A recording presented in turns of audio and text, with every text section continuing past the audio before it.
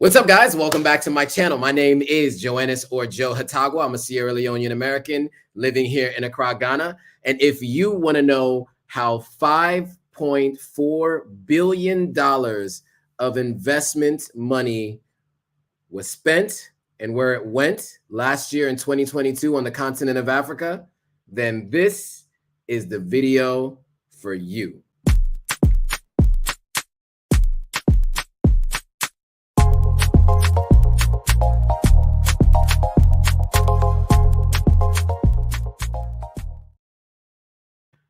All right. We are live. We're live on Instagram. We're live on Facebook. We're live on LinkedIn. And we are live on YouTube. Today, we're going to talk about the $5.4 billion that went to the continent of Africa, where it was spent, on what companies, what sectors, diversity of spend, all that kind of stuff. All of that we're going to talk about today. So if you're interested in that, this is what I want you to do. So there looks like a ton of people are joining from the Instagram live. I'm going to send you guys a link to the YouTube live so you can see what we're talking about today, because I'm going to get into a deep dive into what exactly happened with this investment funding last year. So it was, like I said, $5.4 billion. That's the new updated number. And there are many people wondering where it went and how it was spent. And so I want to share that with you guys. So I'm going to jump I'm going to send the link to the Instagram live, to the YouTube live really quickly on Instagram live. So bear with me for a second. And I'm going to send that now. Sorry, guys, I'm back. If you want to see the live on YouTube where we're talking about this, click on that link right there, that pinned link that'll take you to the live. Give me a thumbs up if you can hear me, guys. Let me know that you guys can hear me. I see a bunch of people joining on Instagram. I see a bunch of people joining on YouTube. Just give me a thumbs up so I know that you guys can hear me. I see there's some comments already on YouTube. Pastor Catherine Smith says, happy Monday. Happy Monday to you too. Shout out to everybody who's joining. Again, today we're going to talk about Phoenix Mars 01. Today we're going to talk about the investments last year in Africa. $5.4 billion last year that went to the continent of Africa. If you're joining on Instagram Live, click on the pinned link there. That'll take you to the YouTube Live so you can see. I'm going to share my screen today. As I do, you guys have been asking me over the last few weeks. You said that when I share my screen, that's the most beneficial. You guys get the most out of that. So I put together this presentation to share with you guys where this money went. I think it's really interesting. I did a lot of research to look into this. This is the career path that I'm pursuing. And so I wanted to make sure that I'm sharing the most accurate information from the most reputable sources. So not only did I find free information, I spent money on a couple paywalls to get some of this info. And I'm going to cite my sources where I got this data so I can share with you. So CA, is it Navarti, says, love, what's up? YHY Isha says, unite to expose government cover-up, blah, blah, blah, blah. And yeah, empower to stop unique inequity and police inequality and police violence. Yes, we should. Yes, of course.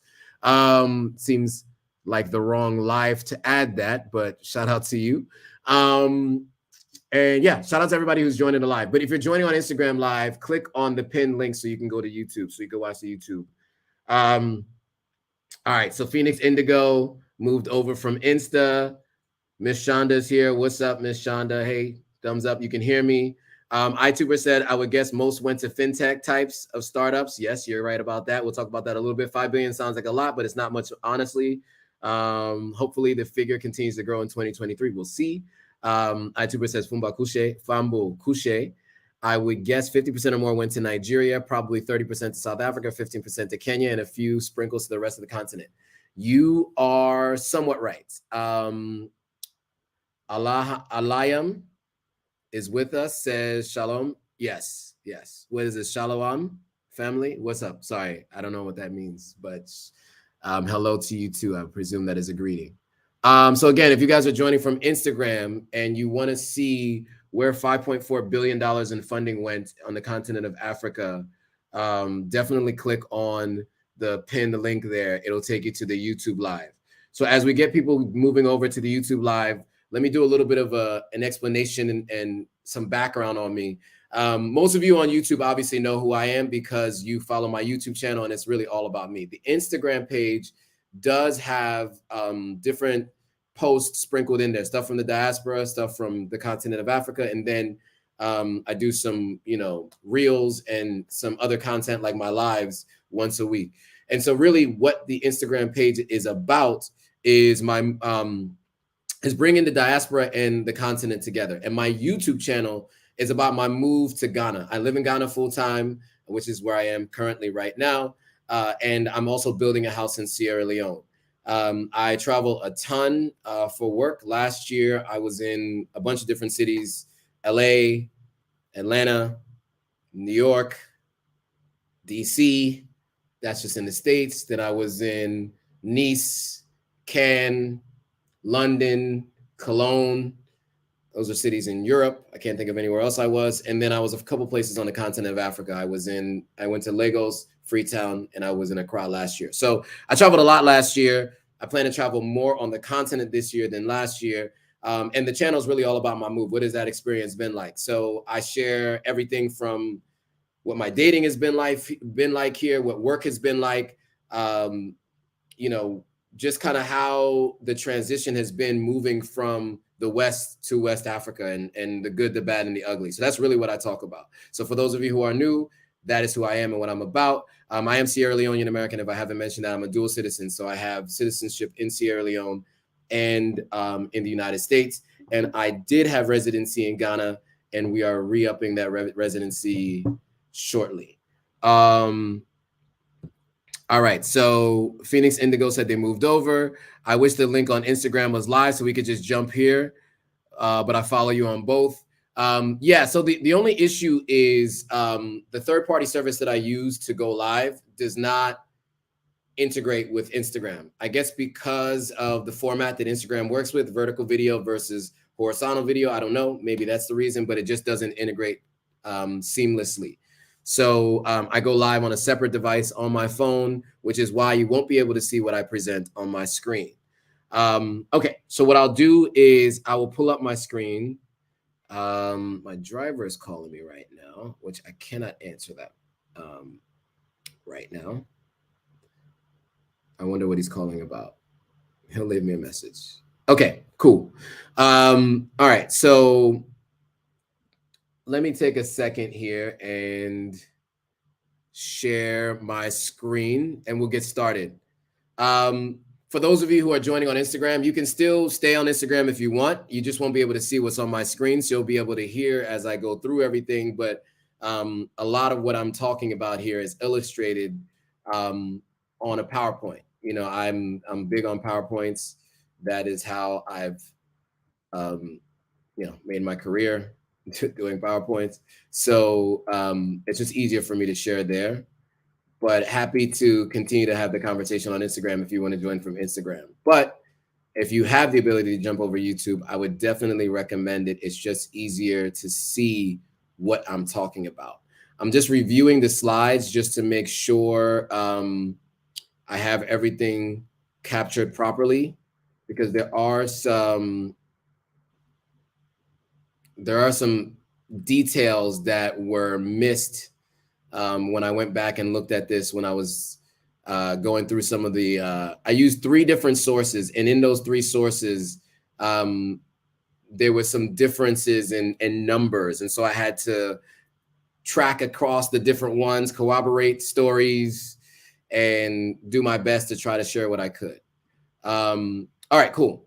So let's jump right into it. Before we get started, feel free to ask me any questions if you want. This is an open forum. It's meant to be open. So if you have any questions, you can ask any specific questions you want. I will do a little bit more about the channel and what I do in a second here. Let's just get back to, okay, here we go. Now I will share my screen. Give me a thumbs up, by the way, if you guys can see my screen as soon as I start sharing it. Let's see. Okay, I can't upload a file, so I'm just gonna have to share a whole screen. So I'll share my second screen. Give me a thumbs up if you guys can see that second screen. I want to make sure you guys can see it. If you're joining from YouTube, again, I'm sharing my screen on. Sorry, if you're joining from Instagram, I'm sharing my screen on YouTube. So just jump over there. What's up, Kylie? What's going on? Shout out to everybody joining on Instagram. Just jump over to YouTube. The link is pinned so you can see what I have on my screen. 24 said, yo, bro. Alaric Kelly says you can see my screen. Cool. Cool. All right. So let's get into it. And if you're just listening on Instagram Live, feel free to listen. Phoenix Indigo says you can see it too. Cool. All right, so we're gonna go through really quickly again, upload date and times. This is starting in February. I'm relaunching everything in February. The YouTube. What am I talking about?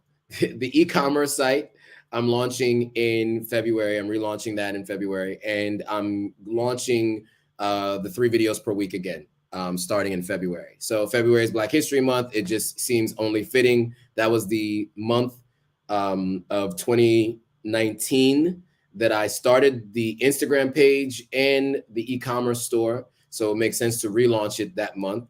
And also it was the month I started my YouTube channel, February 2021. And so it just makes sense for me to, so it just makes sense for me to relaunch again in February of this year. It's just kind of keeping with the theme of how things have been going the last couple of years since launching all of these brands and these social media platforms. So when I relaunch in February, I will be going live once a week on Mondays, potentially more. I will also have 2 separate other videos, which I've mentioned on many lives before. For those of you who are still new or who are new, just so you know, for your own information, I'll be posting videos on Thursdays. Really like a weekly vlog update of what my life was like a previous week, just the whole week. So everything from restaurants I've gone to in Ghana, apartments that I've gone to, housework that I have happening in Sierra Leone when I'm there, events that I go to, kind of the full week will be in one vlog.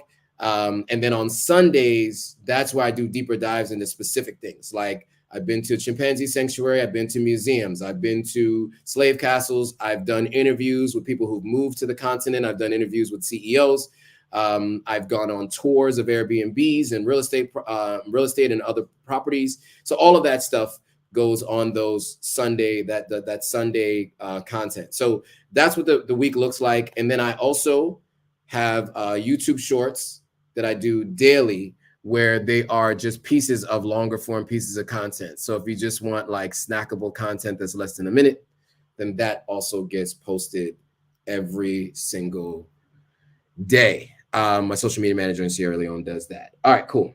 So that's what the weekly looks like. Of course, if you want to stay up to date with what's going on, you need to like, comment, subscribe, share, turn on post notifications, all the things that everyone who has a YouTube channel says to do. Do that so you can be informed every time a new video comes out. All right, before I move on, 24 is saying something. So let me just answer that really quickly because I thought it was interesting while people are still joining. So 24 says, I heard your stream about starting a business. I was advised not to start a business until after the elections in June. What say you? Okay, so I've heard people say those things as well. I think it depends on what kind of business you're starting. I think also too, I would just say get all your documentation out of the way while in case the incumbent doesn't win.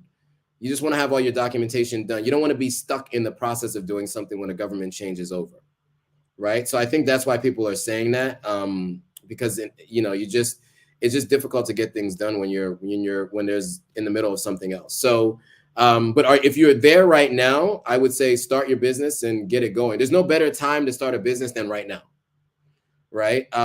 Now I would say if it was in June, maybe I would say hold off, maybe. That's what everyone says. But if it's right now, why not start it? And it depends on what your business is, and maybe we can talk about this further. But in my mind, I say start it. I'm starting a business now, so I have no issue. I'm starting a business in February, so I'm starting one. I don't know, depending on what your business is, I would say let's do it. You need to be going live once a day, 24, my brother. If I had the energy to go end the time and the bandwidth to go live once a day, I would. Unfortunately, I don't. I have far too much going on to go live once a day. But I appreciate the request. But at this point in time, it's just not feasible. It's just not. All right. iTuber says our new airport seems to be 99% finished. So the next time you go back, you may be using the new modern terminal. So I hear. I just saw a video today. It's been passed around on WhatsApp. There was a guy there, and the terminal does look like it's pretty much done. I don't know exactly where it's going to be located. I haven't even looked at that. I flew out of Sierra Leone 2 weeks ago, and I didn't even know to look or think to look there. So I don't know. But we'll talk about that in a second. Tyler Rivers said you emailed me. I will check my email and get back to you. iTuber, what's up, iTuber? Long time. It's been a while. I don't know if you've been joining and just not commenting, but yeah, welcome back. I had no idea election was in June. Who's even running against BO? The mayor of Freetown should run one day. I have made it a point not to get too deep into politics here, but that last sentence, I think a lot of people would agree with that sentiment that maybe one day, the mayor should run for president. She is of the opposing party of the incumbent. Just throwing that out there. Also, the incumbent is running again, and I think they have a new flag bearer for the opposing party. But if you're interested in all of that, you can find all that online in other places where they decide to talk about those things. I don't dig too deep into specific Sierra Leone politics. I have a family history. I also have connections. I do have a friend running for office, a particular office right now. It's a lower level office, but and maybe that's a conversation for another time. Maybe I'll bring her on so she can talk about what she's doing and her platform. But yeah, I don't really get too deep into politics because no matter where you are in the world, it is a divisive topic and it's not one that I want to get into. All right. Jerry Campbell's checking in from NYC. What's up, Jerry? All right, cool. So the website, we talked about this at length. I'm not going to spend too much time on this. As I mentioned to you guys before, I sell a bunch of different products. I will be selling a bunch of different products on the store. Eventually, I'm also going to make it easy for other people who don't have an online presence to be able to sell their products on my on Authentic African. And also, I'm launching a business where I will be making things from the US available in Sierra Leone. So all of that is coming, and I'll talk more about that when it's ready. But now let's jump into where the money went. So first, I just want to show you guys where this information came from. I like to cite my sources, as they say, cite your sources. And so I'm a person who cites my sources. So there's a company called WeTracker. They have an annual report that's in the upper left-hand corner. You see it there. They have a document that they basically put out every year. I'm pretty sure I had to pay for that one.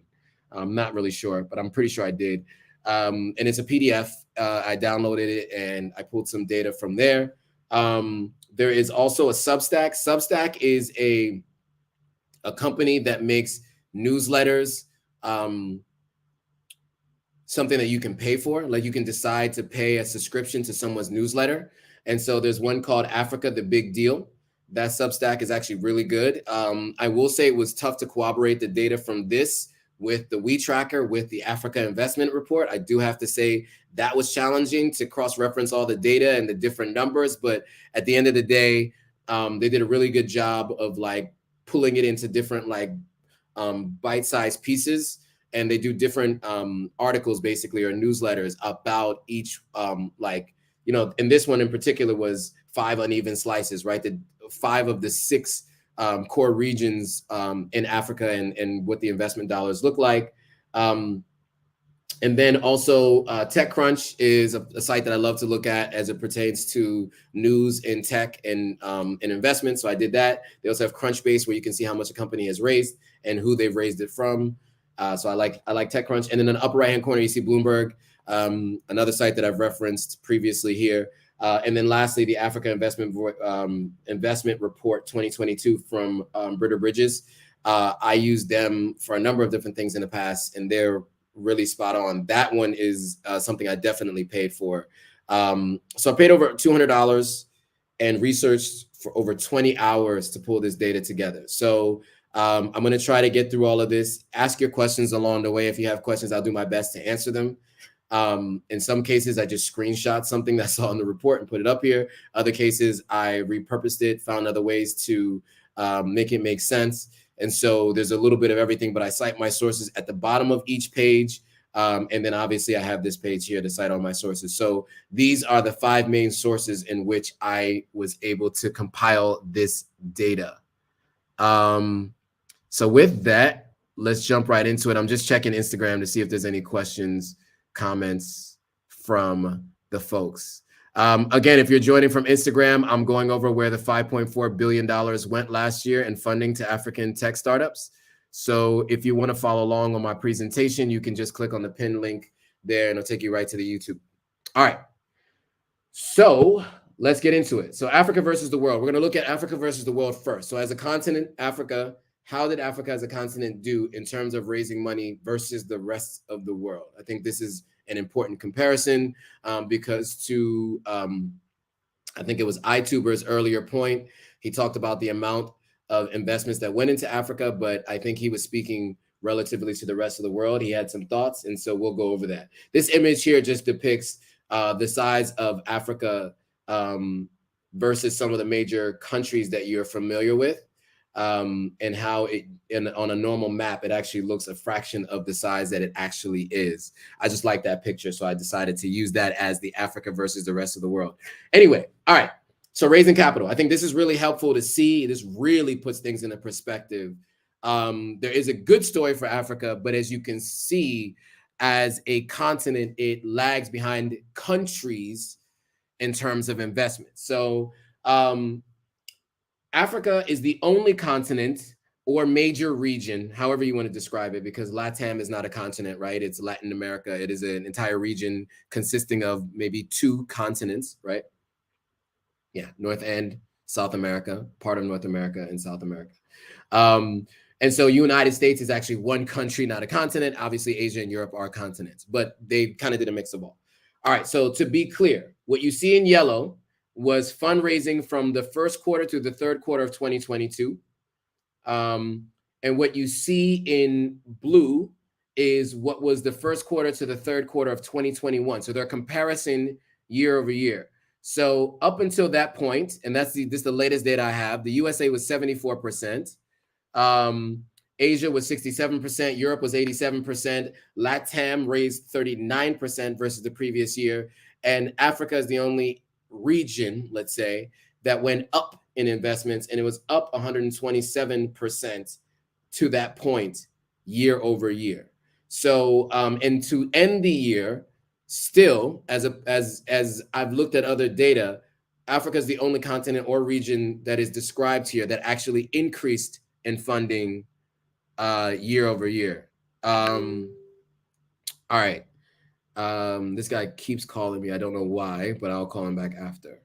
Okay, couple things really quickly. So kind of off subject, but is there high demand for pressure washing? Yeah, let's stick to the topic at hand. I don't know if there's high demand for pressure washing, but I think pressure washing is good anywhere in the world. But let's stick to the topic at hand since this is a very dense topic where I'm presenting on screen. So if you want to ask me any questions about specific types of businesses, I'm more than happy to do that maybe afterwards. But if you have any specifics about what we're presenting today, I'm more than happy to, stop the presentation and answer questions there.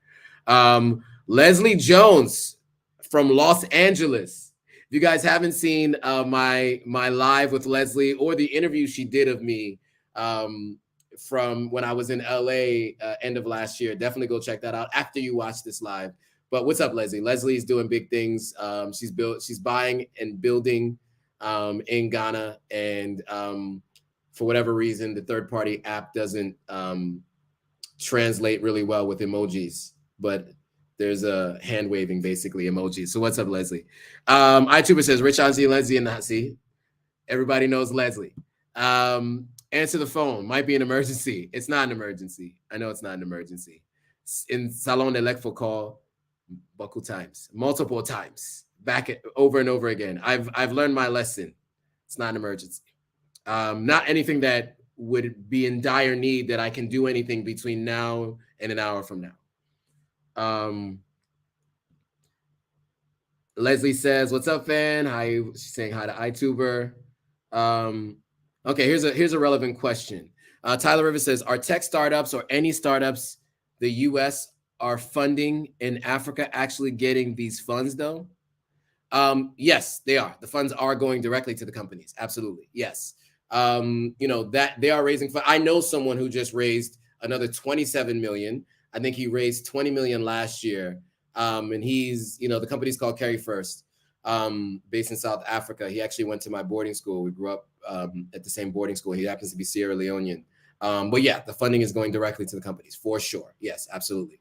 Obviously, these are investments, right? So it's not like people are just giving away money, right? These are investments with the expectation to be able to make a multiple return on the money that you've invested. So absolutely, the money does go to these companies. What's up? Tamosa. It was Tamosa, right? I'm pretty sure it was Tamosa. We met in LA. You were just in Ghana? We missed each other because I'm in Ghana right now, but we met in LA. But what's up? Welcome back, I guess, to the States. We missed each other when you were in LA. In Ghana. I didn't know you were here. Anyway, next time we'll have to make sure we meet up in person in Ghana instead of only in the States. Do you have a list of the biggest startups? I'm curious who's leading right now. I do, and I may be on here. If not, I have a infographic that I'm putting out, which will have that. But yeah, some of those startups that were highlighted will be discussed today, for sure. And yes, Tamosa, next time for sure. Make sure you let me know next time you're coming to Ghana, because I don't know how we missed each other this time. But we did get a chance to meet in LA, which was great. Oh, and by the way, thanks for that connection. He hooked it up when I was in DC. So I really appreciate that, Tamosa. My subscribers, the subscribers to the Authentic African YouTube channel are great people. You guys are well connected, always have really good insights. I really appreciate all of you. I've met some really great people through all of you, and I've had some wonderful experiences because of you all. So I just want to say I appreciate all of the subscribers to the channel for sure. DC was great because of you guys. Sierra Leone was great because of you guys. And Ghana is great because of you guys. So all of the subscribers have really made my stays in different places really amazing. Okay. What type of companies do investors favor in Africa? Oh, great question, Leslie. And I will get to that in a moment. But it's usually financial technology companies. Those are the ones that have the best exits. And so they do. Okay, Tamosa says she'll call. Cool. All right, so what's on the screen right now is another depiction of Africa versus the world, and this actually gives you a little bit more insight into percentage of overall investments versus the rest of the world, right? So companies active in Africa captured 0.7 to just 1% of global venture investment in 2021. That slightly went over 1% in 2022, but that's because there was a huge drop-off in global venture capital everywhere else, as you saw. So global venture funding period went from $638 billion in 2021 to $415 billion in 2022 across the world, right? So there's a big drop-off there. 330 billion in 2021 to 198 billion in just the US. It's funny, they have the US and they have Alaska here, but they don't have Hawaii depicted here. But yeah, the United States. And then in terms of Africa, right, it went from right around 5 billion to over 5 billion on the continent of Africa. And so we're just over 1% as a continent versus the entire global makeup of funding, right? So you see 5 billion versus 415 billion globally. So as iTuber said earlier, 5 billion, 5.4 billion really sounds like a lot, but in comparison to the rest of the world, it's not. And is that Hawaii? I'm lying. That is Hawaii. Yeah, you're right. I thought that was a mark on my screen, but Hawaii is actually depicted there. So iTuber pointed that out. Very sharp group. So iTuber pointed out that Hawaii is there. Yeah, so iTuber is also saying, wow, big drop in global funding, but understandable given the downturn. Yeah, obviously there's an economic downturn. Everybody's talking about it. The R word, recession, keeps coming up. Major tech companies have laid off a ton of different people over the last year.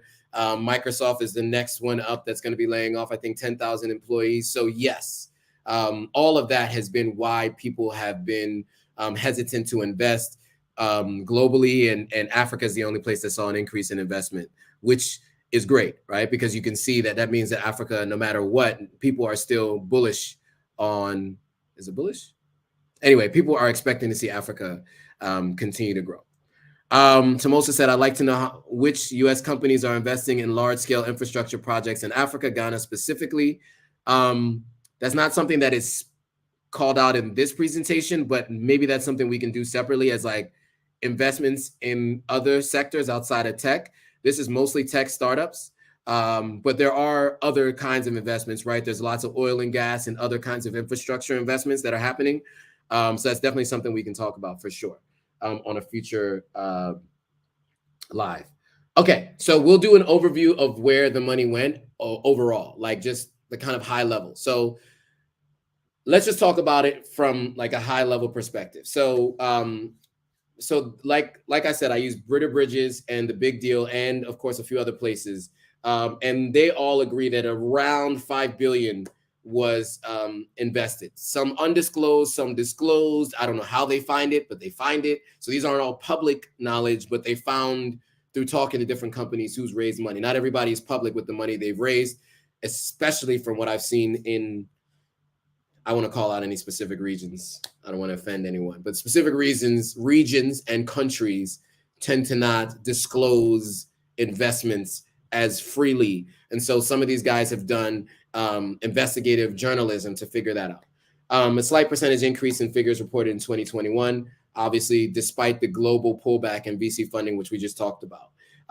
Although it obviously exceeded the previous year, it was just about 100,000 more than the previous year, even though the number of deals jumped 20%. So what that means is people invested in more companies overall on the continent of Africa, but they invested less money per company, right? So more companies got investments, but less money went into each individual investment, right? So people are still excited about the potential growth for the continent of Africa, but they're a little bit more conservative on the amount that they're willing to spend per company that they're invested in.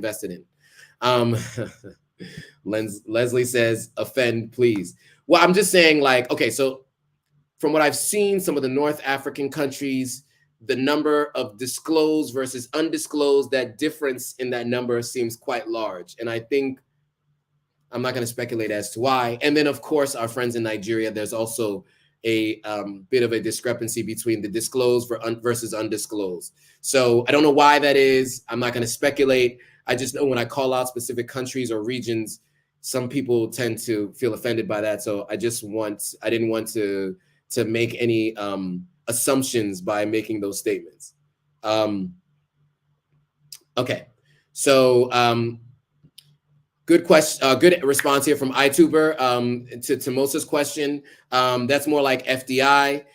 This report is more tech focused. Is right. These reports that I use are more tech focused, but I will look more into the non-tech sectors and other sectors because that is interesting to people.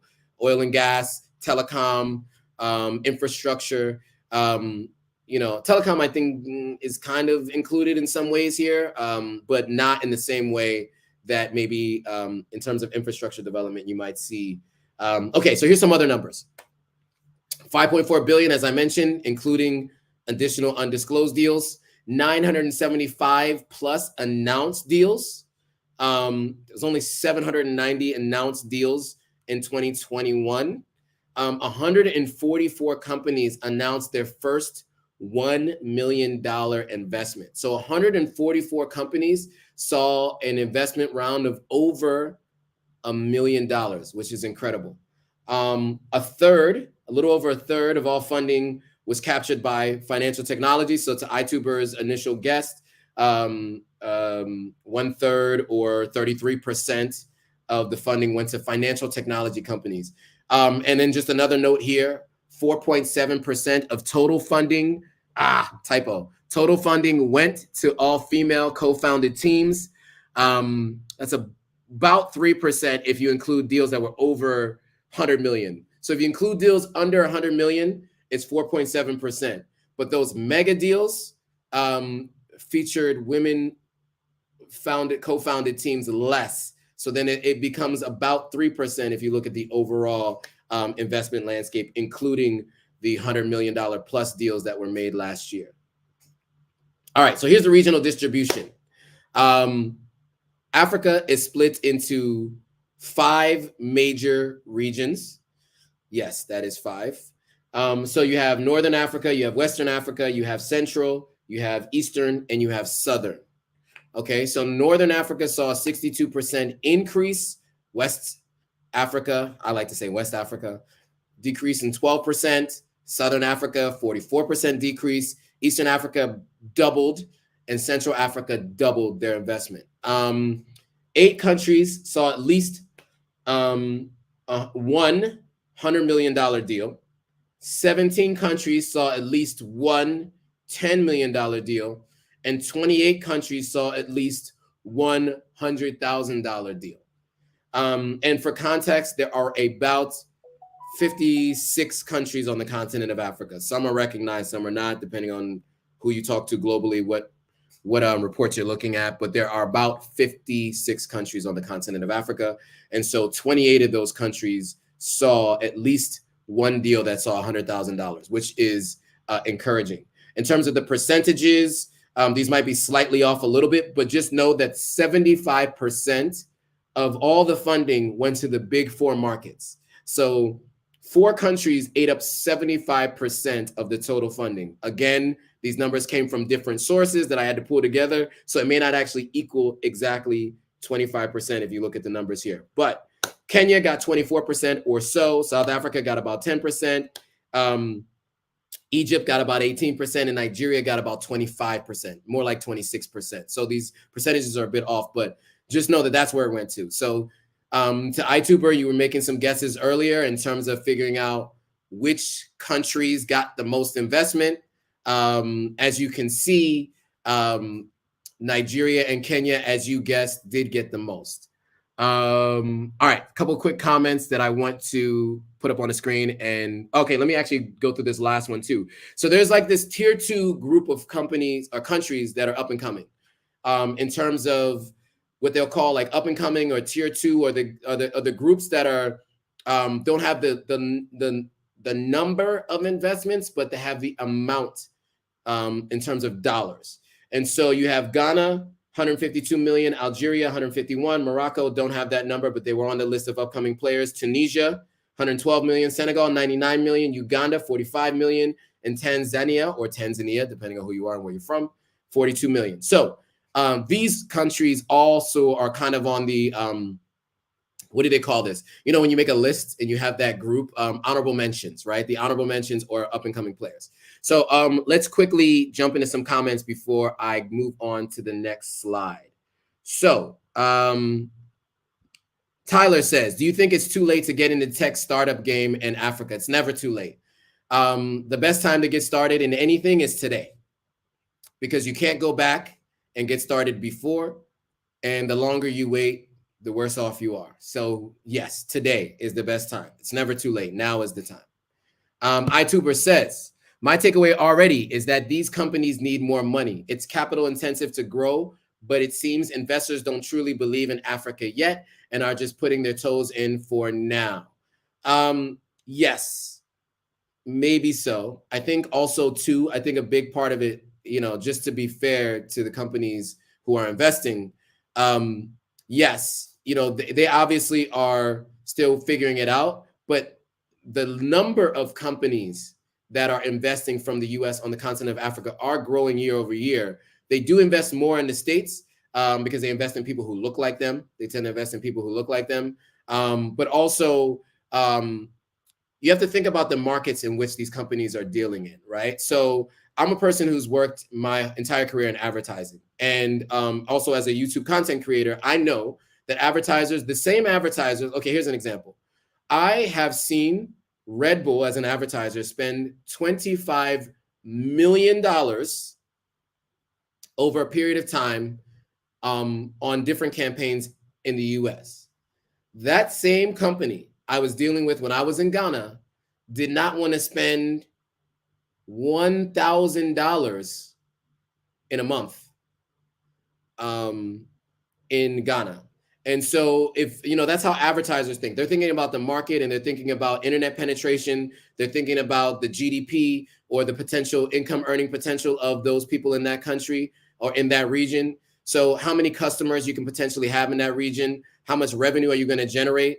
What multiple are you going to return for me as an investor when you exit, right? These are all things that they have to take into consideration. So yes, it is more capital intensive, but we are talking about a capitalistic society, and people are not going to spend, they're not going to spend more than they think is necessary to get lower returns, right? So, to be fair to them, you also have to think about it in terms of what their expectations are in terms of returns, right? Naomi K, what's up? Thanks for joining. All right, Leslie Jones. Shout out to Leslie. I appreciate you, Leslie. I know we talked, so I appreciate the contribution. I really do. And we got to catch up soon. We definitely got to talk. We got to find out when next time you're coming to Ghana. iTuber says, shout out to Senegal, by the way. They are quietly developing fast. They are now ranked in the top 10 most industrialized countries in Africa already. Yes, shout out to Senegal. I do want to go this year. It's on my list of places to go. Mariama Forbes had just talked about that yesterday. Mariama Forbes and myself just talked about that yesterday. Sometime later this year, I will be in Senegal and Gambia. Okay, Moots, what's up? Long time. They seem to be focused more in Nigeria, Kenya, and South Africa. Yes, that's because that's where the most advanced companies are. The regions where they have the larger consumer base, higher internet penetration, all the things that I just talked about in terms of investing in the US versus the continent of Africa. I'm saying that about these regions or these countries versus the rest of the continent, right? These are things that all have to be taken into consideration. Imagine yourself, you're parting ways with your cash to invest in a company. You are not going to want to spend more than you do on your normal investments to get a return of less than what you do on your normal investments, right? So yeah. I am Leslie Jones also says, plus regulation has a lot to do with investing. If there's lack of regulation, that causes hesitancy and less money to invest as well. That is a good point. Yes, these things do also cause people to be a little bit more hesitant because of regulation and challenges, let's say, with governments. No particular government, just some, right? iTuber says, see, told you she was a rich auntie, talking about Leslie because she contributed. And Leslie says, I wish I was. Leslie's just a hardworking individual trying to make things happen. So, all right, cool. So that's the regional distribution. Hopefully this is helpful. Hope you guys are finding this helpful. Give me a thumbs up if you guys are finding this helpful. I want to get a thumbs up from you guys. If you find this interesting or helpful, I took a lot of time to put this together. So I do hope you guys are finding this useful and helpful. All right, cool. So nice to have you back. Okay, Moots. All right, cool. Moving on. So if you're joining on Instagram Live, click the pin link and it'll take you to the YouTube Live so you can see the presentation that I'm sharing on my screen. Leslie says she's finding this helpful. Good. I'm glad to hear it. Cool. Okay. So we're going to go into a regional deep dive here. Some of the numbers I realized as I was reviewing this, they conflict with each other, but bear with me. You get the general gist of where we are. So don't quote the numbers exactly. Some of them are slightly off by percentages, like a percentage point or so. But just know that these are all indicative of the growth and where spend went, right? It'll still give you an idea of that. So iTuber says he's finding it interesting and helpful. Tyler Rivers does too. Keenan Mitchell. Nice. What's up, Keenan? And Tiggy. Good. I'm glad you guys are all finding this useful information. All right. Oh, the same thing with Shanice. What's up, Shanice? If this is a Shanice, I think it is. What's up? Okay.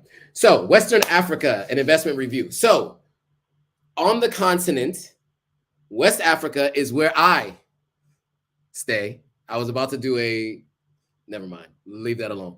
So 1.8 billion, down from a little over 2 billion. So it's down 12% year over year.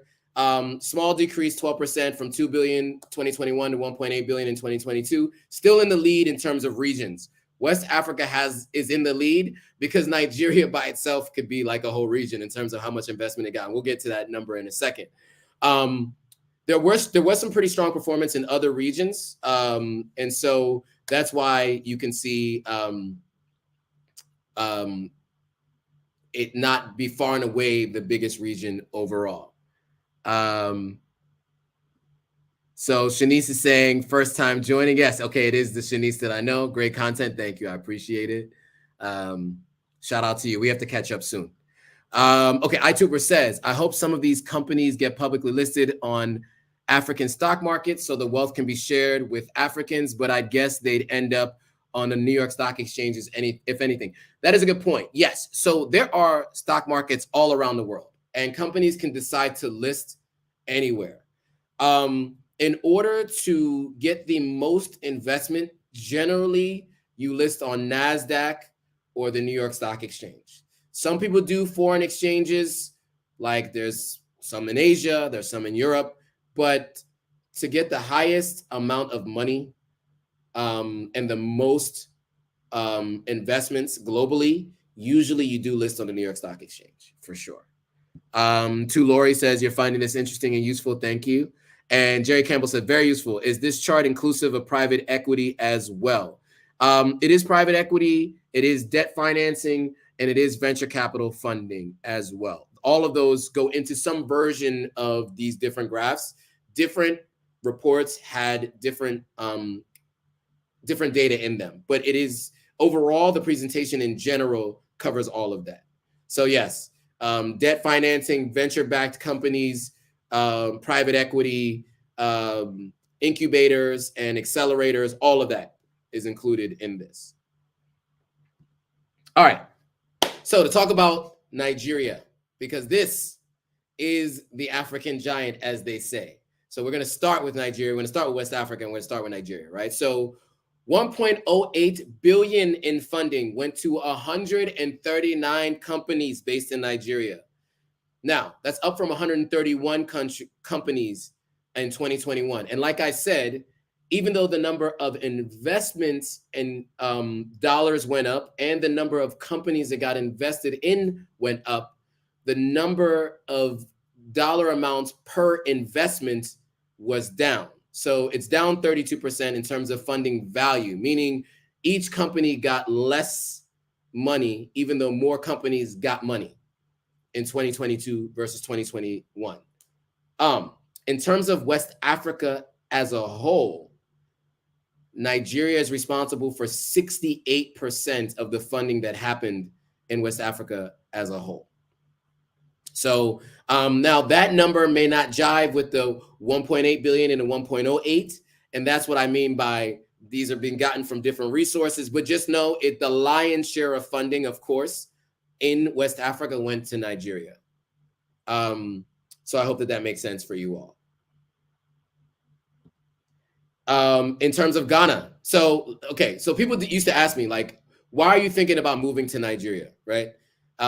People say Lagos is stressful, and you hear all the things that people say about Nigeria. But this is why it's been considered for me, like in terms of a potential place to move, in terms of a country where I would want to, move in the next phase of my career, right?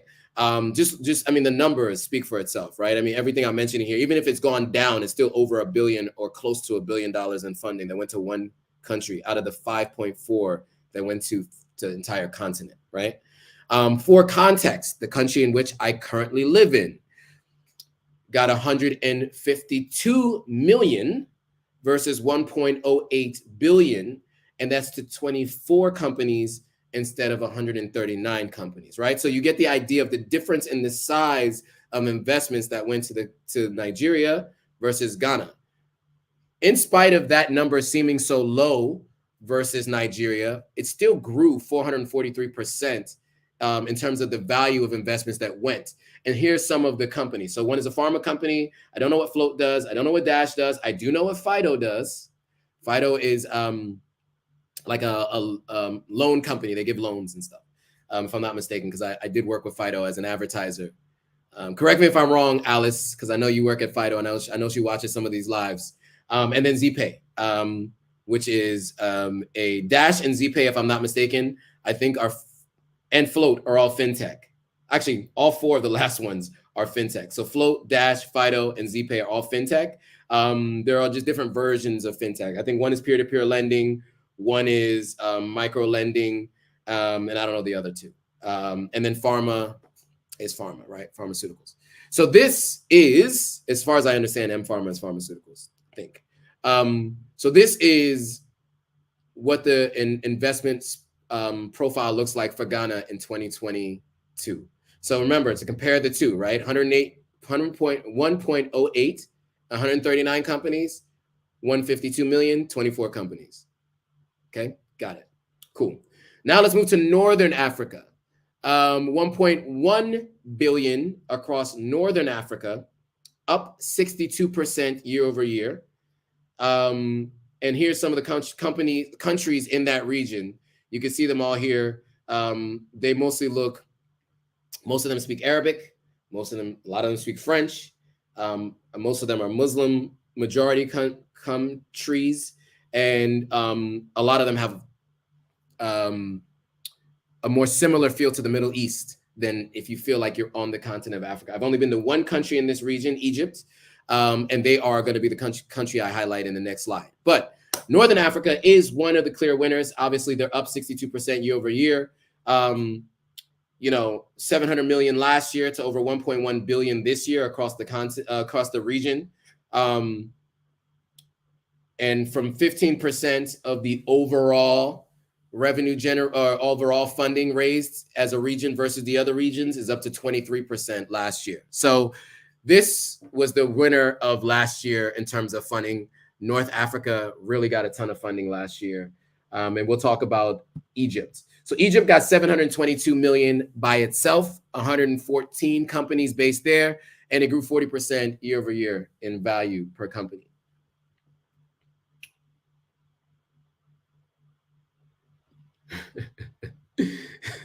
24 said, sorry, just jump back on. Why are you showing us this information? So 24, this live has been about, for anybody who's just joining, this is a good point to kind of get people, acclimated with what we're talking about today. We are talking about where funding went last year on the continent of Africa. $5.4 billion in investments and funding went to the continent of Africa. And so what we're talking about today is where that money went. Okay. Hopefully that answers the question. You gotta love 24. Okay. So you see that this says 40% year over year. So ignore that. But 652 million in funding went to 77 companies based in Kenya. So that's East Africa. Sorry, I jumped ahead. East Africa did 1.2 billion, 100% year over year growth. Went from 600 million to 1.2 billion. So they've now reached over $1 billion. Prior to last year, they hadn't reached over $1 billion in that region. So a big deal for them.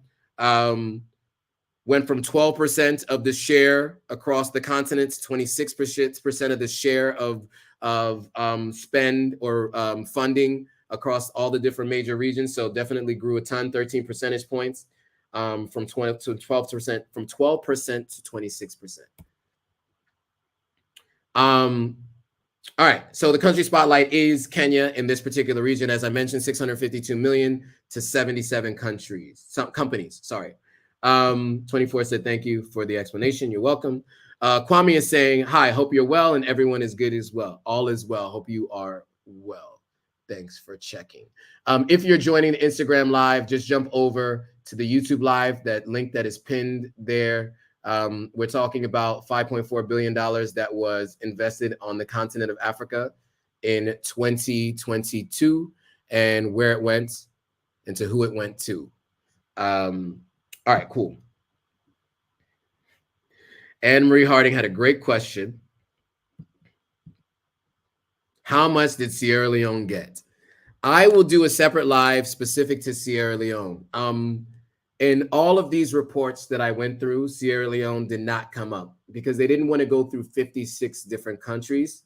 So what they did was they went through the notable ones. Even Ghana being called out was new only because it jumped from being so far behind from like 12th to 6th in terms of countries that has seen more funding. But in terms of Sierra Leone, it's going to be a fraction of anything you're seeing on the screen today. But I will talk about that because I am talking to different people who are starting to do some venture-backed funding in Sierra Leone, high net worth individuals doing some funding, startup incubators and accelerators. I just had a conversation with someone today. I'm in communications with someone else ongoing about this topic. And so Sierra Leone will get covered, just not today. But Anne-Marie, don't worry. We will have a conversation about that soon. Christabella says, I appreciate your presentation. Sure, sir. Thank you. I appreciate you joining. Again, if you're joining from Instagram, I see new people joining on Instagram. Click the link, the pin link, so that you can see what I'm talking about on screen. All right. Southern Africa. So we're going to talk about Southern Africa. They did 1.1 billion. They did see a 44% drop year over year.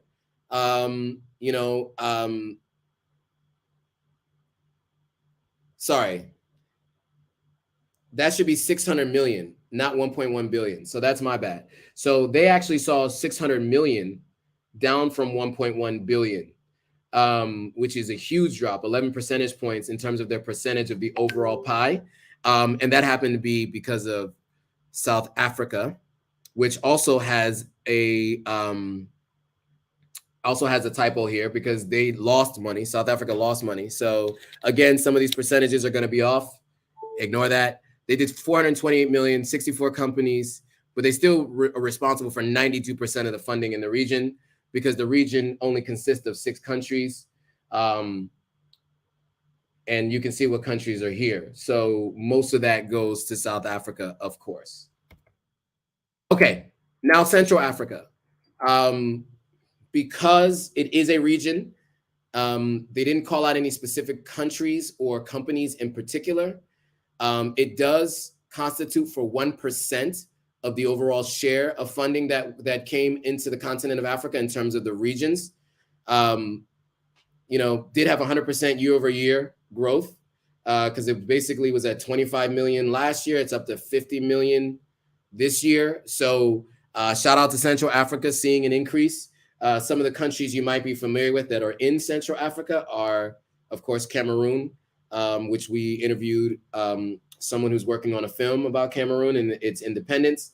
And then the Democratic Republic of the Congo, which you've seen me post on Instagram a lot recently because of all the cobalt that is mined there. And unfortunately, that's something we'll talk about separately.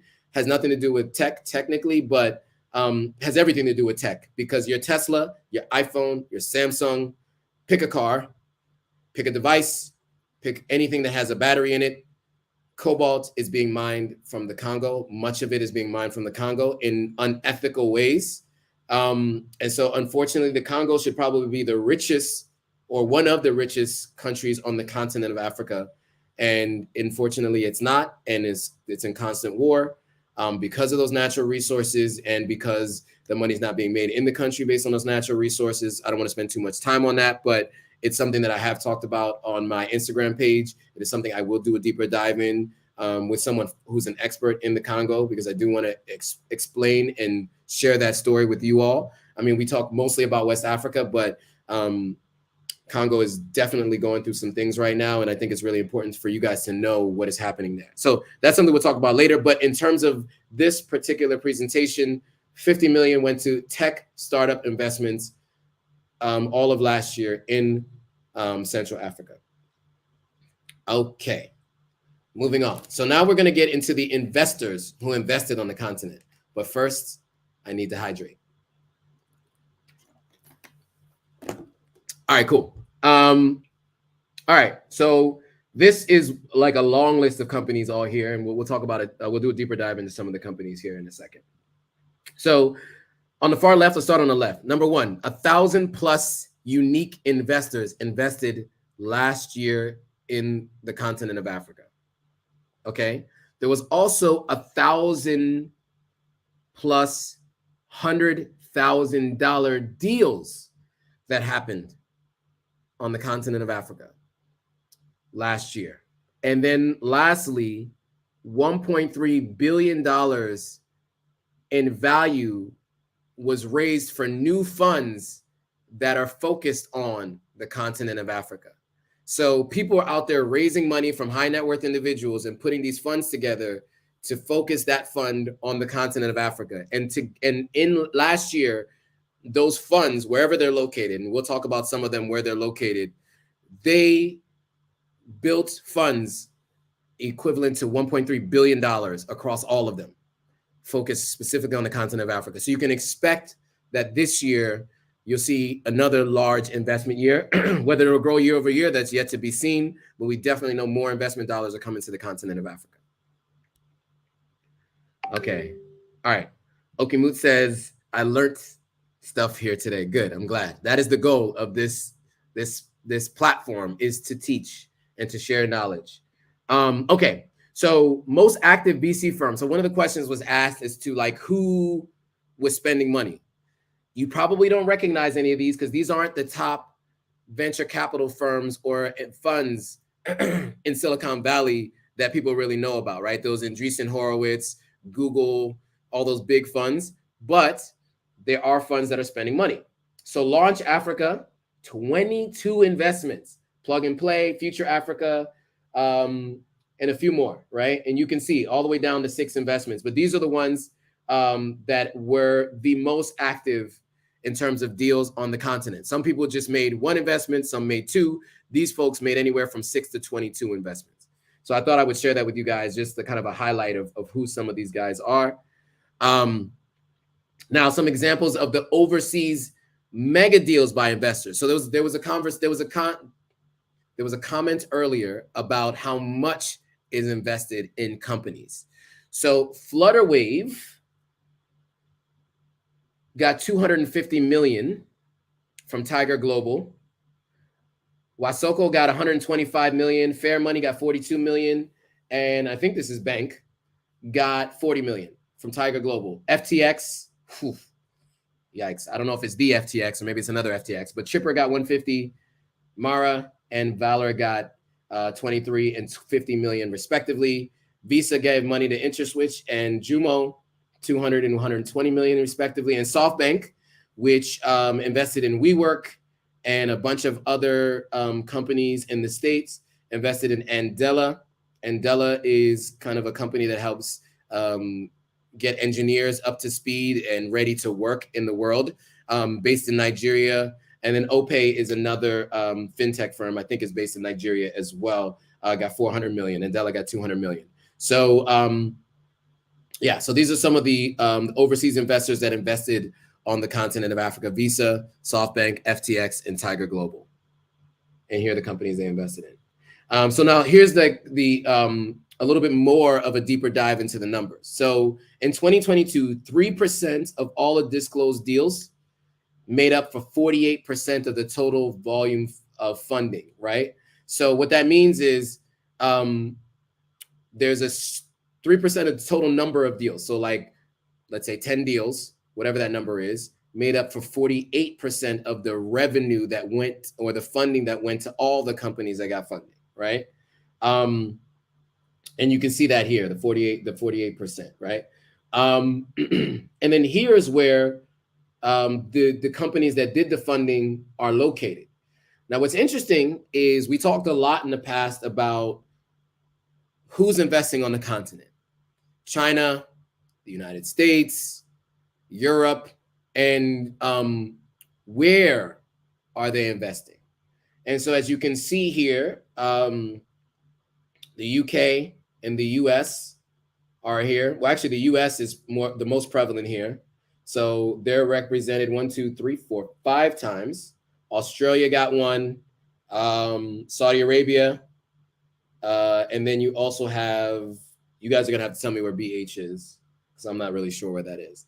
But in terms of tech investments, it looks like that is who is focused on that. China, you guys might know, is more interested in infrastructure, debt on the continent.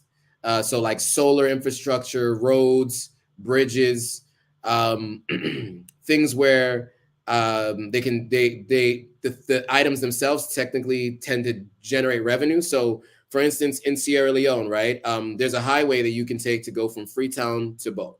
And I think you pass 4 toll booths or tolls on the way. The company that built them, if I'm not mistaken, is Chinese. They've built the roads and the tolls. And so as part of their repayment plan, they're collecting a percentage of the revenue that's generated from those tolls to help repay them for the roads that they built, right? And so China, that's why you don't see China as much here when they're talking about overseas investors, because they're not investing so much in tech on the continent of Africa. They're investing in more like infrastructure, airports, roads, bridges, those kinds of things.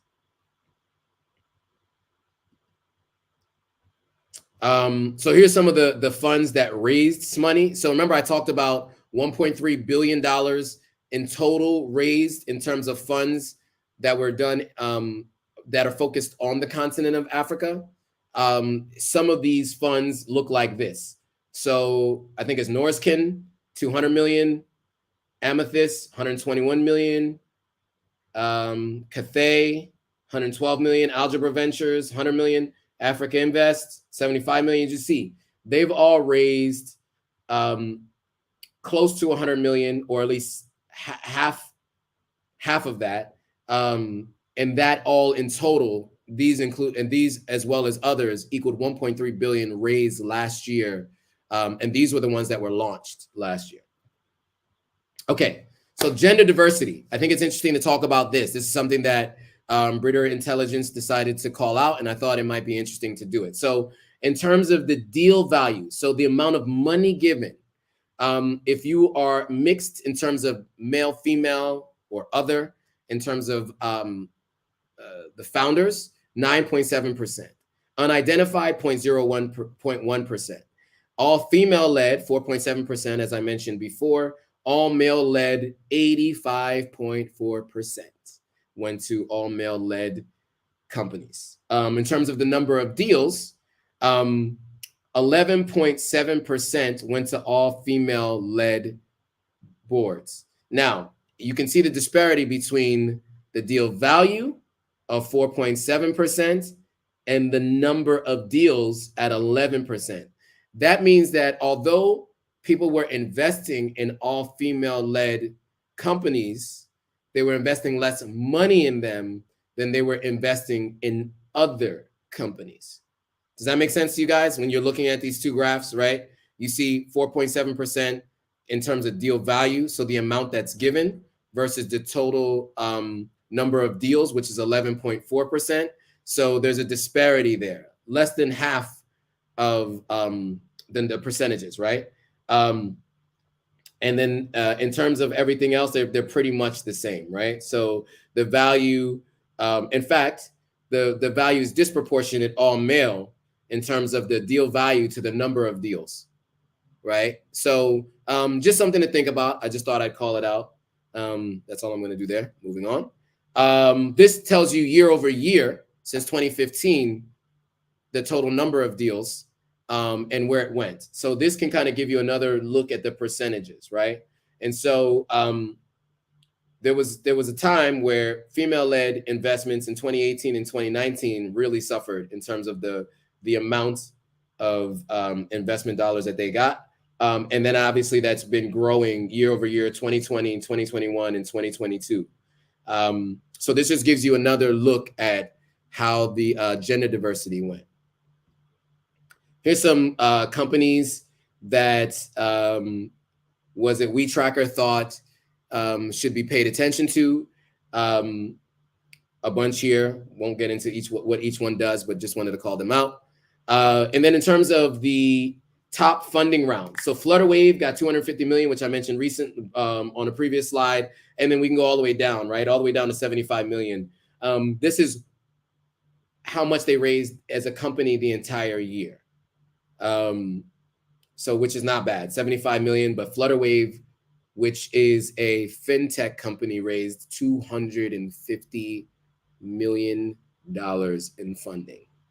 They had scandal last year, which you guys can read about on your own time, but good for them for raising so much money. All right, funding distribution.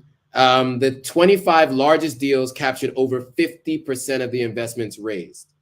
So 3% of the 800 plus companies raised. So the top 25 deals are all here at the top, and then the other 950 plus deals are here. And you can see some of the companies, right? Flutterwave got 5%, Sun King got 7% of the total overall value. These are the top 25 companies that got investments last year. So there was a question about who got the investments, right? So that is what this section is telling you. Now here are the sectors where most of the money went to. So again, earlier I mentioned fintech, financial technology got the most with 38% of the overall investments. This is percentages by sector.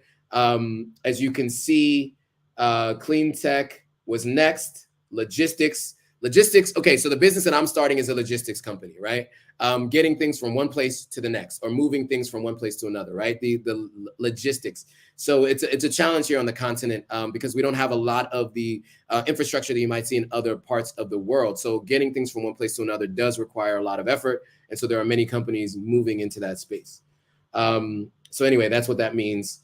This speaks to what it raised in terms of actual dollar amount versus the percentages. So fintech did $1.6 billion across the continent. Next up was supply chain and logistics, 314 million. 290 went to software as a service. So that's business to business. E-commerce got 238 million. That was my last full-time job before my most recent. And that also is something that I'm building as a business, e-commerce, because I think e-commerce is here to stay. And then renewable energy. Shanice, who's on the live, is working in renewable energy. Don't know if Denisha is on the live as well, but she works in renewable energy as well. Two people that I know who work at one particular company in Sierra Leone. All right, cool. And then in terms of other industries, so ad tech is the industry I spent most of my career in. So 33 million went to ad tech last year, not bad. More than I anticipated went into on the continent. So that's good to see. And then just another call out was agritech. So agriculture technology got 140 million. And then health tech got 127 million. On-demand services got 180 million as well. So overall, I think those are all really good things to see, these sectors. And I like to see that fintech, although it is the one that gets the most funding, it's not the largest share. It's not the same percentage share year over year. It actually decreased a little bit. I didn't show the year over year decrease in fintech, but it's important to see other regions getting more, especially renewable energy, which is what Shanice is applauding. And then Leslie is applauding e-commerce. So yes, I love e-commerce. That is the category in which I am spending a significant amount of my time in 2023. Okay, so here's my conclusion. Africa is no longer the future, but it is now. So everybody talks about Africa as the future. One day we'll figure it out. One day we'll do it. It's now. When I moved to Ghana in 2020, I remember a lot of my friends, including those who are first-generation Americans who are of African descent, asked me why would I move to Africa. To them, it didn't make sense. You know, they're just like, why would you leave America to move to Africa? And then when I talk to people on the continent of Africa, they will ask me that same question. I hope that this presentation and this live can help you understand why I'm here, right? One, because I want to be involved in making sure that, you know, we're investing responsibly. So helping the next generation of startups become investment ready and understand how to receive money and to stand up and ensure that they maintain equity in their organizations. One, two, because financially it's beneficial to be here early as part of this wave, right? And the global shift is happening, right? Like Africa has always been the continent with the most natural resources and the most human resources, right? We're the continent with the strongest people, we're the continent with the most natural resources, we're the continent with the most genetic diversity, we're the continent that created what we know as human beings today, right? And so, you know, obviously entire countries, the country with the most money was built on African labor, right? Mostly African labor. I know they use other labor as well, but mostly African labor. Products made around the world and wealth is generated based on African natural resources. Chocolate. The chocolate industry is huge. Most of the chocolate comes from the continent of Africa. A lot of cocoa comes from the continent of Africa. Gold, obviously, diamonds, obviously, cobalt, as I mentioned, right? All the natural resources that the world could potentially use, most of it is here. And then oil is another natural resource. That's a growing resource from the continent of Africa. So the global shift is happening. The world is starting to think of Africa instead of in terms of aid, but more in terms of, you know, instead of looking at Africa in terms of countries that need aid and that are in need, they're looking at Africa in terms of partnerships and companies to invest in. So obviously you all who are following need to be paying attention to this. It doesn't mean you need to know exactly what you're going to do now, how you're going to invest, if you're going to move. I'm not saying that. I'm just saying you just need to be paying attention. Just watch and just continue to pay attention and see where you fit in. It may not make sense right away. For me, it took a couple of years before I knew what made the most sense for me. And I'm still developing that as we go along. So, you know, just make sure you're paying attention. That's the number one thing you should be doing. So now's the time to start doing your research, start participating in the growth of the greatest continent on the planet. So I did all of that in 1 hour and 17 minutes. Leslie says facts, 100% facts. Any questions, comments, thoughts? I'm gonna stop sharing my screen right now and come back on and let you guys ask any questions, any thoughts, anything you want to talk about. Rogi, I heard about you today, so thank you. He said good presentation, good stuff. Thank you, I appreciate it. Thank you for joining the live. Any questions from anybody? Any thoughts, comments, concerns? Ah, yes, coltan, maybe not cobalt, but I think they're interrelated. You have to tell me. But yes, both, I guess. Because I think it was cobalt that they usually say, but I don't know. Coltan, cobalt, you guys will have to tell me the difference. Let's look it up. Coltan versus cobalt.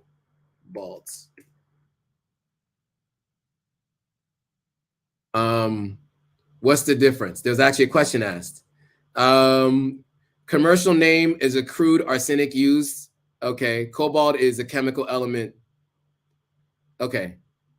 Cobalt and coltan abound in DRC. So they're both really heavily mined in DRC. So maybe both. Maybe I meant both. So coltan is used in phones. Cobalt maybe not. Maybe cobalt is used in renewable. Oh no, in batteries. So my apologies if I misspoke. Okay, Lenora asked a good question. What's up, Lenora? What do you think should be our first step? Lenora and I had a great conversation last week, by the way. Lenora, you sparked some ideas for me. And so I appreciate you. I just wanted to call you out for that because we had like a 2-hour conversation like 2 weeks ago, last week. And you helped me formulate some ideas around some consulting and some courses that I want to do around like how to get your driver's license, how do you open a business, how do you start a business, how do you open a bank account in Sierra Leone, and then similarly in Ghana, since I've been through the processes, and then eventually a process in which you can pay me and my organization to do it for you. So all of that's coming, Lenora, and that's because of you. So I thank you for that. So what do I think the first step should be? I am not a investment professional. Let me just say that first, but I will say this. Your first step is just to open your eyes to what's happening on the continent. Now, Lenora, you're a little bit further along than that because you've gotten your dual citizenship and you come to Ghana, right? And so I think your first step is to start looking at smaller companies that you can dip your toes in investments in. So like the fish company I used to talk about that a family friend, his good friend is running. There's another business that I'm talking to right now that is a clothing business here that I recommend maybe putting some investment dollars in. And I'm working on potentially putting together a fund. There's so many issues you have to deal with. So I mean, I put together a fund. I might just say, look, you guys want to invest a little bit of money, you can do it. And then maybe figure out how to do that to make sure I'm compliant with all international rules and regulations, because that's all I want to do is be compliant. But I think you start with small investments, right? I think so. You start small investments in companies, but I think you also start with small investments in real estate. Real estate is it's a resource that is not unlimited, right? It is a limited resource, and it only goes up in value almost anywhere in the world. So you absolutely should be investing in real estate. Am I looking at investors? Yes, I'm looking for investors in my business as well. So Lenora, we can talk about that as well. Yes. I do have some startup capital that I'm going to need potentially. So yes, I'm looking for investors. So we can talk about this, and we can talk about this offline for sure. I like Lenora. Lenora is not playing around. She's serious about investing, and that's what I like to see. I am Leslie. Leslie says, I'm surprised real estate wasn't the top investing areas. Is it because it's more of the private sector? It's just not part of the tech part. Real estate is in tech. Let me see if real estate came up. Retail tech, travel tech, on-demand services. I see automobiles. I don't see real estate. So real estate didn't come up. And I think real estate didn't come up because there aren't a lot of tech companies working on real estate. There's a couple websites that are here, but in terms of like a lot of the innovation that happened in real estate, like accessing the MLS, scraping the MLS and making it available, like Zillow and other sites like that. I think most of that happened in the States. I don't think a lot of that is happening on the continent. Ya says that people seem to use them interchangeably. That's Cobalt and Coltan. Good, because I wasn't really sure. So I'm happy that you said that. See, love our community. Lori says, the companies that are investing, can we approach them with proposals about what we do? We specialize in health biotech. You can, right? So absolutely you can. A lot of times they are looking for other companies. They're looking for companies themselves, but they have junior people right out of their master's degree who do that, who are looking for them. So find their websites, look at their company, look them up, and come up with a pitch that you think would be good. I think a couple things you want to keep in mind when you're dealing with these companies. You need to be able to show a couple different things, and this is something that I tell all the startups that I talk to. Number one, the addressable market, the total addressable market, TAM. Some people call it TAM, some people call it total addressable market. That means the size of the market in which your product or service is going to be servicing, right? Because they need to know that this can scale and make them their money back. Number one. Number two, why are you uniquely the person that should be working on this health biotech product? How many years of experience? What kind of doctor were you? How much have you published in peer-reviewed journals? And then on top of that, how's your company done?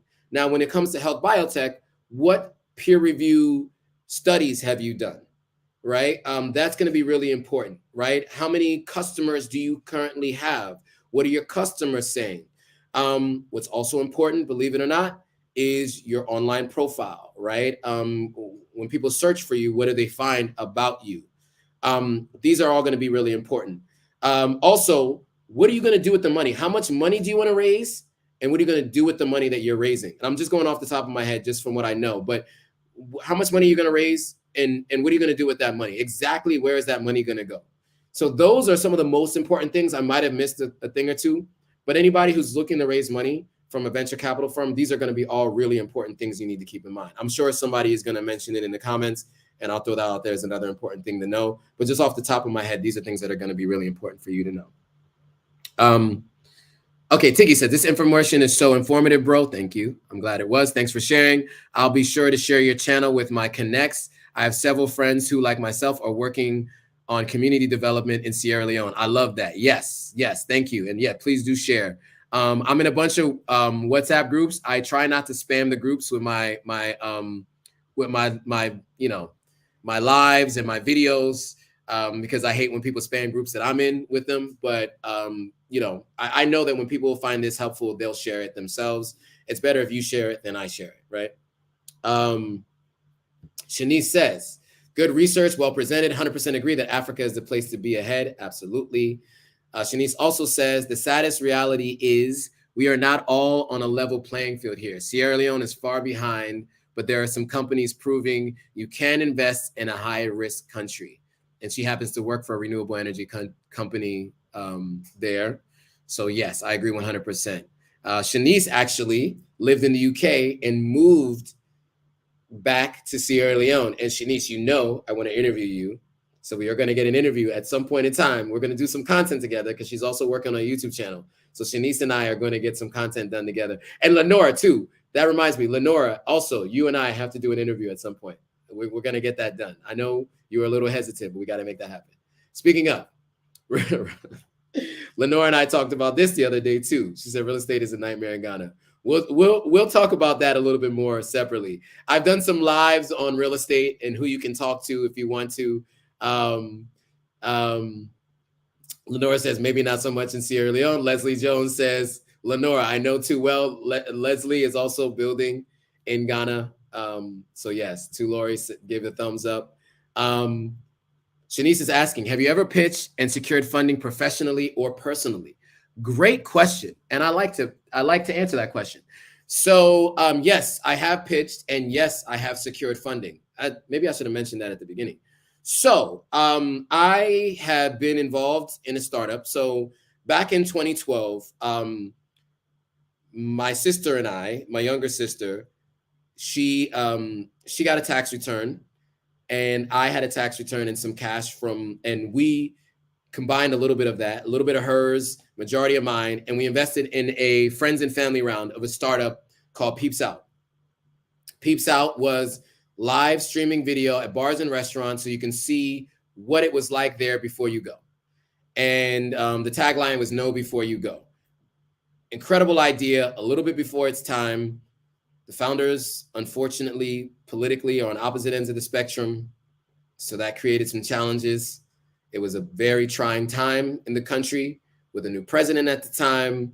Leave it at that, but they went their separate ways. However, at its peak, we were at 90 locations in 2 cities, New York and in Austin. We raised over $250 million. And I was personally responsible for $250,000. Sorry, $250,000. And I was personally responsible for raising 100,000 of the 250,000 that we raised. Or was it 350? 250? We raised 350, I think. We raised 350, and 100,000 of it was from my personal connections and an investor that I pitched and brought to them. So yes, I have been able to pitch and secure funding professionally. I have. Lenora says, when can an investor get a return on their investment? It depends on the industry and it depends on the investment. So for instance, if you invest in a company that is a cash intensive company, then you will want to have some kind of investment set up. For instance, here's an example. There's a company I've seen, a particular investment where a person invested $10,000 and they were getting 4% of that investment over a specific period of time, which actually ended up equaling $7,200. And then at the end of that time, they got their full investment back of $10,000. So as an investor that puts $10,000 into the company, you would get $17,000 back. Okay. So that is how one company has done it. Another company I'm talking to, she's looking at a similar type of investment model. She actually asked me like last week about investing in her business, and I'm not in a position to make that investment at the moment, but there are other people who are looking to make some investments of the like, and that's one investment model. In terms of these tech investments, they're not all cash intensive companies. So a lot of times what happens is when you invest, let's just use round numbers because I don't do math in public. Let's say you invest $10 million in a company. That means that you own 10% of that company. So that means that company is worth $100 million. Okay. If that company sells for $100 million, if that company sells for $100 million, you only get 10 million. So you want that company to go later for $1 billion. So then you get $100 million, right? Yes. So you get $100 million if they go for $1 billion. So that's the idea, right? You invest at a percentage of a company, and that company is worth something at that point in time. They sell for a multiple, and so your percentage of that company is that multiple. Here's a better example. Let me use a real example so it's easier. Instagram. You guys might remember Instagram used to be an independent entity. When Facebook bought Instagram, Kevin, whatever his last name is, I can't remember his name now, and I'm gonna remember when we come off. Kevin had 40% of the company. When it was bought for $1 billion, he now was worth $400 million. $400 million, right? And so imagine somebody had invested $40 million, they would be worth that investment would be worth $400 million. So if you're investing in tech, a lot of times they don't have a revenue model. And so, or the revenue model is not something that's like a cash flow business. So you have to wait for them to exit. So whether that's 5 years, they sell. Kevin Systrom. Yes, thank you. Kevin Systrom was his name. He's a former founder of Instagram. So great. Thank you. I love the following on the Authentic African channel. You guys are always on top of stuff. So if you invest in a startup, a lot of times the startups have to exit for you to make their money. So an exit means somebody buys them, or they go public, or a private equity firm buys it and then maybe adds other things to it, right? Like other companies under one umbrella. So that is something that I think is really interesting in terms of how investments are handled. So it depends on the type of investment you do. So the companies I was just talking about specifically in Sierra Leone, those are cash businesses. They handle cash every day. And so they give cash back to their investors monthly, small amounts, something like $200, $175 a month, but that adds up to $7,200 over a specific period of time. And then at that point in time, you get your full investment back. That is probably one that works a little bit better for smaller money investments, like the folks who are talking on this this live right now. But you can also join like investor syndicates that are out there. And I'll probably put some in the description. The names are escaping me now, but where you can put in $1,000 investment and you can find and decide what investments they want to put their money in, and then as they exit, you just get that percentage back. So Lenora is saying, just like a REIT, I think is a real estate investment trust, if I'm not mistaken. Correct me if I'm wrong. Man, you guys are really stretching my brain today. So I think a REIT is a real estate investment trust, but and correct me if I'm wrong, but basically it's the same idea. You invest in a piece of real estate, and as it grows in value or generates revenue, you get a percentage of that back based on how much you invested, right? If I'm not mistaken. So yeah, okay. Lenora says I'm right. Cool. All right.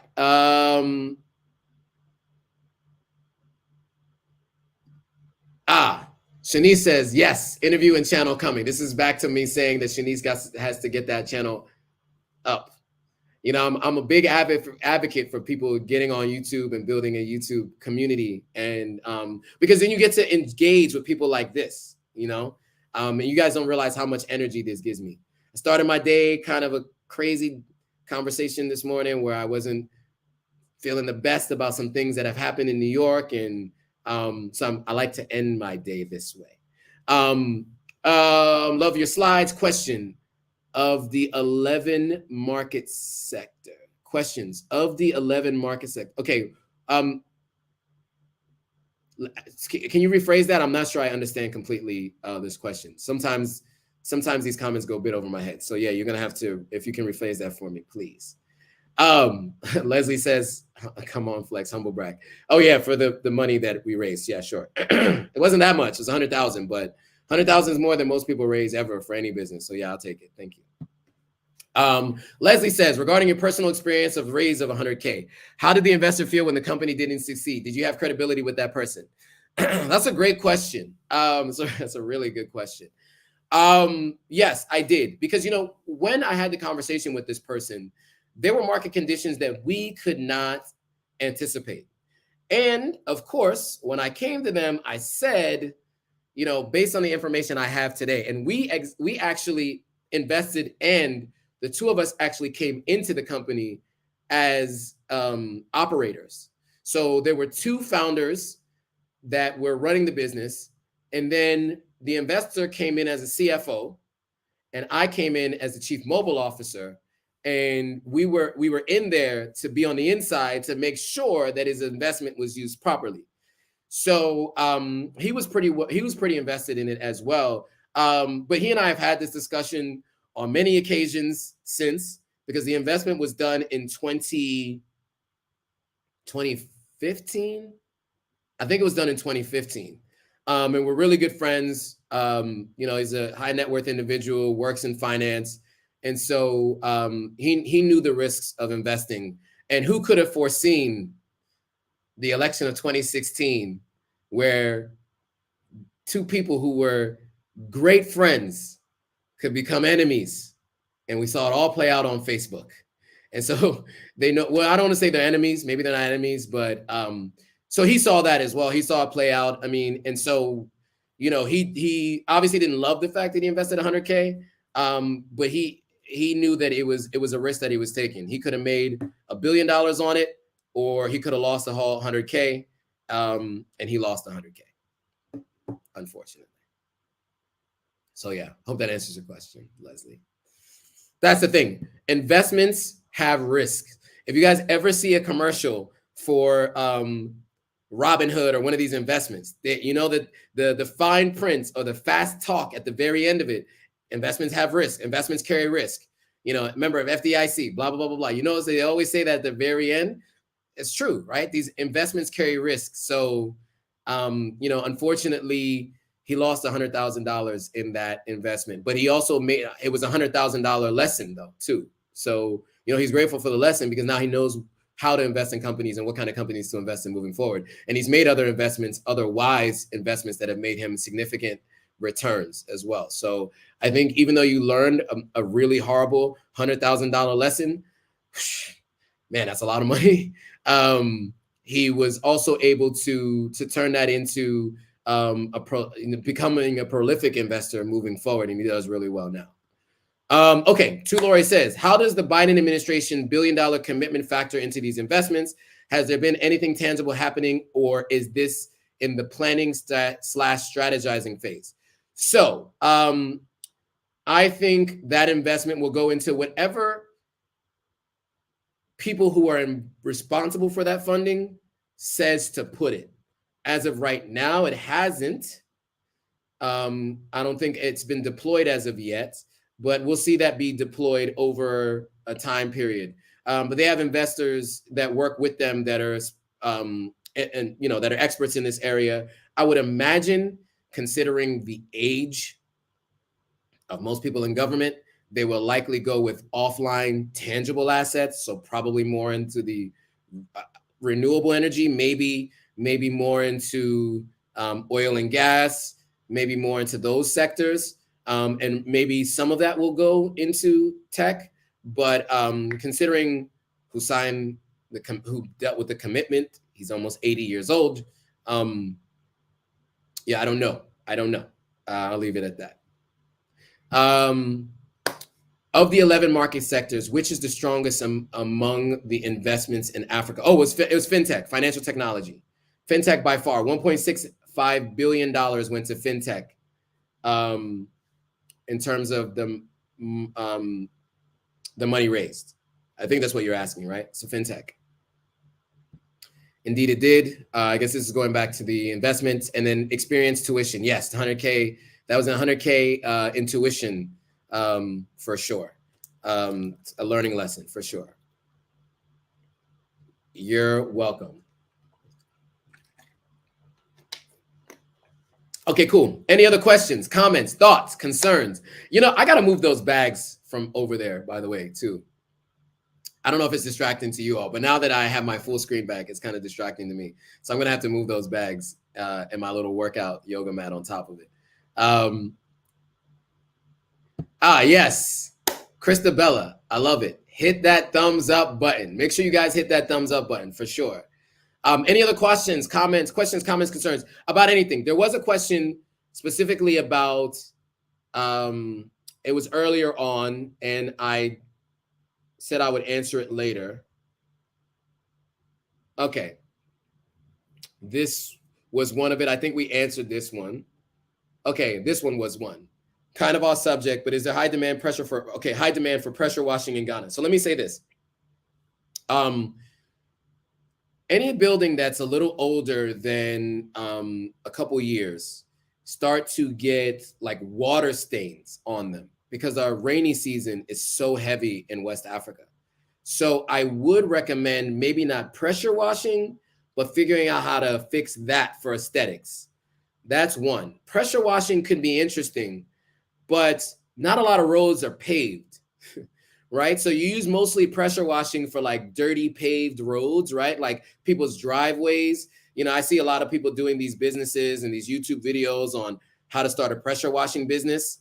The other thing is too, you have to walk around with a portable thing that has a pretty strong electrical power. In this part of the world, you know, connecting to someone's power in their home, you know, it may cause some challenges there. So I would say come here, visit the continent, come to West Africa, go to different cities, you know, Accra, Kumasi, you know, Lagos, Abuja, Abidjan, Dakar, Freetown. Go to different places, go to these different cities and find out if it is something that has high demand. I would say based on what I've seen, I haven't seen people doing it. I haven't been seeing people talking about it. But that's one thing I would say, come here first and see, check out for yourself. I would definitely recommend that. Okay, cool. So that was a comment. Lenora says, I recommend it if you have time, you start a separate group that can do a deep dive in these discussions that leads to a group impact on the continent. Good idea. Good idea, Lenora. Let me screenshot that comment because I am in a bunch of groups. I'm not adverse to starting a separate WhatsApp group. Lenora, this is what I'm going to ask of you after this live. Can you start a group with some people you know and add me as an admin to that group? And then we together can add names to that group to people who are interested in investments. We'll do a WhatsApp group for sure. And then I can send through, as people are asking for investments and people want things, they can add it. So yeah, you can add me to it. I'll tell you which number to add to it. Yeah, I'll tell you which number to add to it. I'm not gonna say it on here, but I'll tell you which number to add to it, and then we'll go from there. To Lori says, I was thinking the same thing. I was going to ask, how can I connect with some people on this chat? Okay, send me an email at authenticafricanlife@gmail.com if you want to join the investment group. Let me put it in the comments here. Shanice says she'll join. Okay, cool. So Shanice, you're in. I'll add you to the group, of course. Shanice, I have your contact info, right? Yeah, of course I do. Yeah. So I'll add you to it. Let me just put my email address in really quickly into the chat. It's in the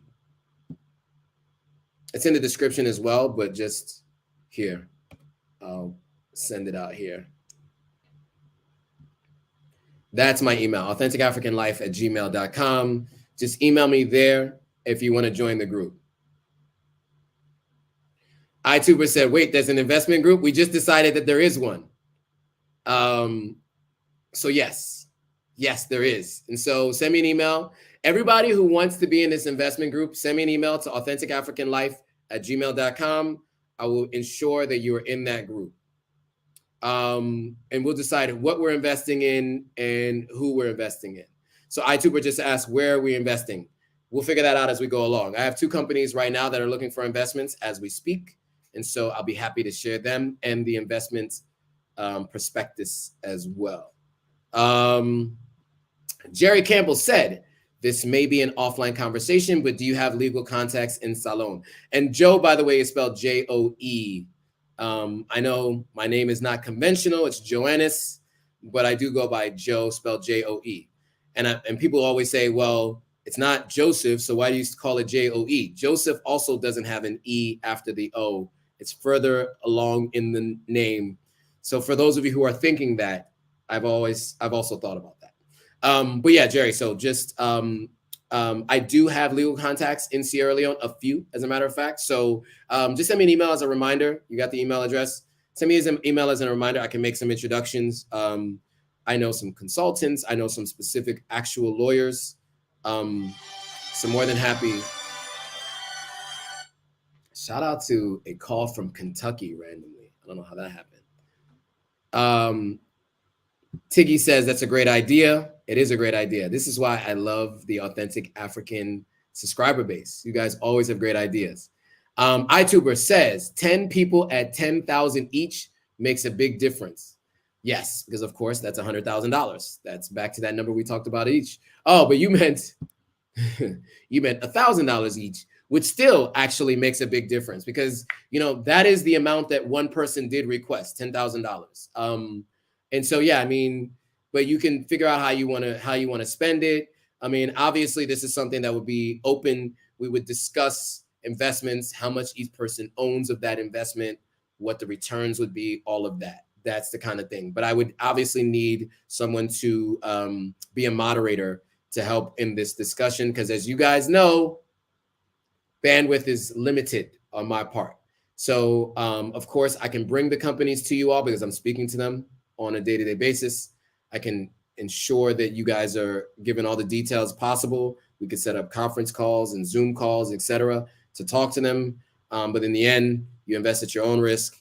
And I probably will need someone to help moderate the group to ensure there's no spam and to ensure that what we are doing is in line with all potential regulations where necessary. And we can discuss that offline. All right, cool. Patricia Matthews says, bless up, everyone. What's up, Patricia? Welcome. All right, so we are now 1 hour and 48 minutes into this live. Wow, I didn't even realize how much time we spent on this live. Before we call it and we end the live, any more questions, comments, thoughts, concerns before we call it an ending to the live?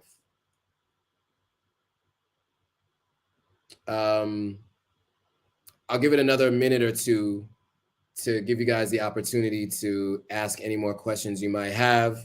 I just need to check my WhatsApp messages while you guys are coming up with questions or comments. So just let me know.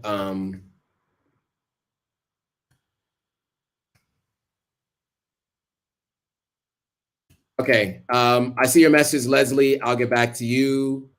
Who else is messaging me on the live while I'm live on my WhatsApp? All right, nobody else. So Leslie, I saw your message though. I'll check in a little bit. iTuber said we started an investment club. We're making moves. Oh yeah, we did. We just started one. Lenora says she's back in the States. Lenora, We didn't get a chance to meet up in Ghana. Ah, man, I forgot. Anyway, next time. And yeah, anyway, next time I'm in New York, we'll get together anyway. Now that we know each other. Okay. Lenora says, good stuff. Thank you again for today. Of course. Thank you for joining. I really appreciate it. Cool. All right. I'm exhausted. Still have work to do. Still have some phone calls to make to the States. So with that, I want to thank you all for joining. Anybody who's interested at all in investing on the continent, has any thoughts about it whatsoever, make sure you share this with them. Make sure you guys hit that thumbs up. If you're watching the replay, of course, hit that thumbs up. Make sure you guys comment on the replay. All of that gets more engagement. And of course, that makes sure that YouTube ensures that it gets out to more people. I'm really, really excited that I was able to put this information together. It was a long weekend, a lot of information to sift through, a lot of research that I had to do, a lot of corroborating of information between this source and that source. So you saw that there were maybe some slight mishaps or whatever, but overall, I hope you guys got a lot from it, and you guys got a chance to see why it makes sense to invest on the continent. And with that, guys, thanks for watching. As always, I will see you all on the next video.